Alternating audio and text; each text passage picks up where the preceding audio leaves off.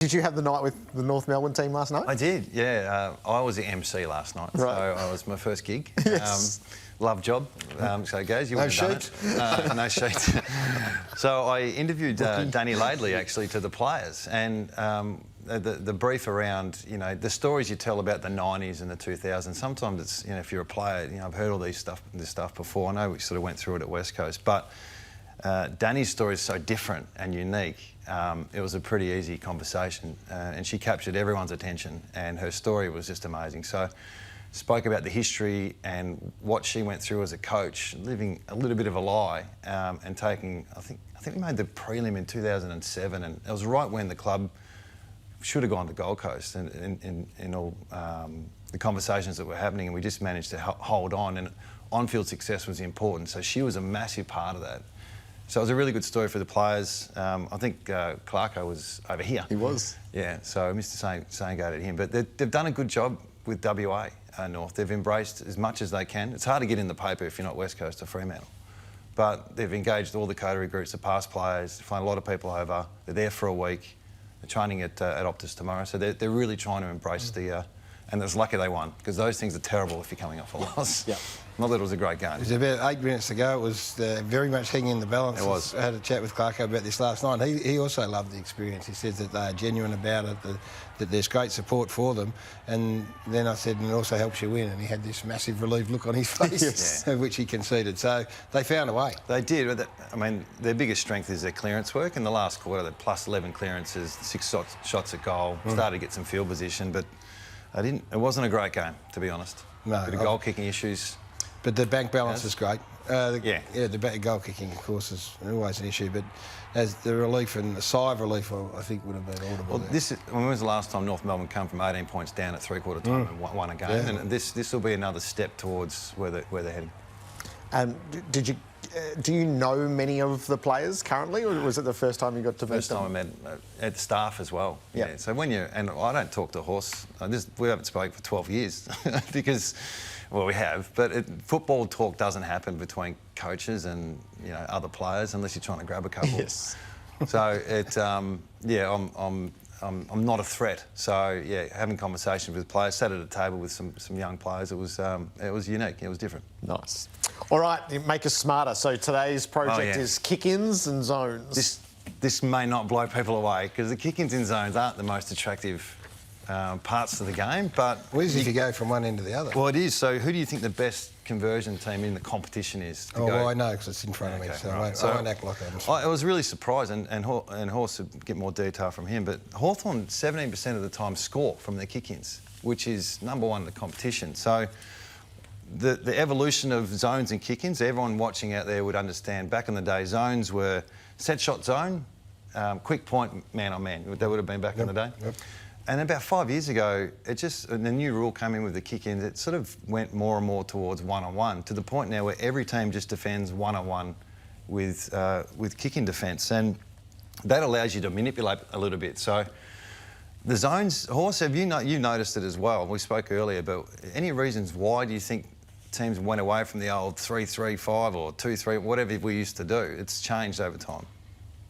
Yeah, I think so. I don't know. I think that was the evolution we noticed. We still stuck with the when I was coaching, we just stuck with the you know, when it was a general play, it was man-on-man and zone at opposition kick-ins when it was a set play. But the evolution of the game was meaning that, you know, trying to cut those uncontested marks out from the opposition kick-ins was really important. And you know, I used to think at different times we were struggling a bit on a number of different aspects, which happened many times over 14 years. I used to go back to the zones, and if we could defend the opposition kick-ins, and the reason I did that was it was something that everyone could do. Didn't take talent, but it took intent and communication. And if you could defend the opposition kick-ins, it usually meant that you're on your toes and your communicating was excellent. Simmo's going to go through a couple of clips in a minute. And the second clip shows West at the Bulldogs communicating with Bontempelli, who's in front of him. And that, to me, is an indicator of something that's easily done, but not always done that well. And that shows a sign that's well-connected, side that's well connected, but also during the week they've listened to the opposition, they're in tune with what's happening, and if they go out and execute it, they get a real thrill out of it. And that's the second one that Simmo will show. A little bit of angry horse there, wasn't there? You could tell. A bit of coach yeah, came well, out there. you know, you want to get the zones right if you're at Sydney back in the day. So we'll go through the vision. This is Hawthorn. So this is what you do against a one-on-one side. And this is round one. So they still do this now. So Essendon are the worst defensive side in the competition at protecting these plays. They're two one-on-one. They're two connected. And you see Sicily looking for the open side. There's density on the left-hand side. Clear the space. Can they get out the back run? And then from then on, it's speed and it's quick transition, and they get a clear opportunity to kick a goal. So that's a set play. You've got to train that. You've got to walk through it. Everyone's got a hunting territory, so to speak. Whereas this particular play, this is on the weekend, they've gone to school on it, and they take away the first option, which is that open side. You see that this is what Horse mentioned before. It's like, hey, listen, get back. Let's protect this speed play to the right of screen, which forces Hawthorn to say, OK, now we'll go to the skinny side and we'll take on the density, because that's where the spare is. The doggies had to put a spare on the right-hand side. Now there's a spare on this side of the ground. So they've got two modes, the Hawks. We can take it on the open side, or we can go skinny. And this is more conservative, and this is done late in quarters. And this is done because behind this kick here, you can defend behind it. It's a slower play. You've got to come back through another 18 players to get back towards the Bulldogs' goal. So there's opportunity to defend there, but there's also opportunity to get out the back and get some speed. So it's another opportunity to get inside 50 and score. It's a bit of a slower play, so the Dogs get a bit more opportunity to get some numbers back to support. It's harder to score against, but it can be just as effective. So Hawthorn have been doing that since round one. It's still hard to stop because they've got the two modes. And so how do you defend it against Hawthorn? Well, I think teams eventually go back to zoning. They have to zone, don't they? I think so. One-on-one is just a recipe for disaster. Well, yeah, you get one mistake. Horse and I are talking about one mistake and you get exposed. So you just got to be on your toes. The Pies did a really good job the week before against the Hawks, and then the Doggies did a good job that particular night. It's a question without notice. So I always thought a mobile zone would work. Did you ever explore that from a coaching point of view? Yeah, where you get into your zone positions and then A goes to B, B goes to C, C goes to D.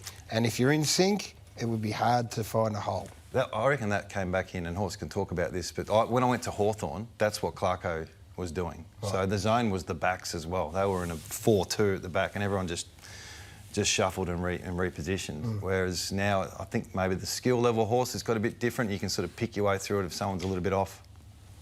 Yeah, and I guess that's what they're talking about with the 15-metre kicks too. If you can change the angles and get it out the other way, generally you're going to stop the opposition from, trying to box you in a bubble on one side of the ground. And so then it opens up a whole new range of possibilities on the other side. But there's no, for me, it's about the intent of both. And when you're working really well, Gaz, that's what we all aim for. But when there's one hole open up, that's when you get exposed. And I guess that's why a lot of times they just go back to very simple man-on-man.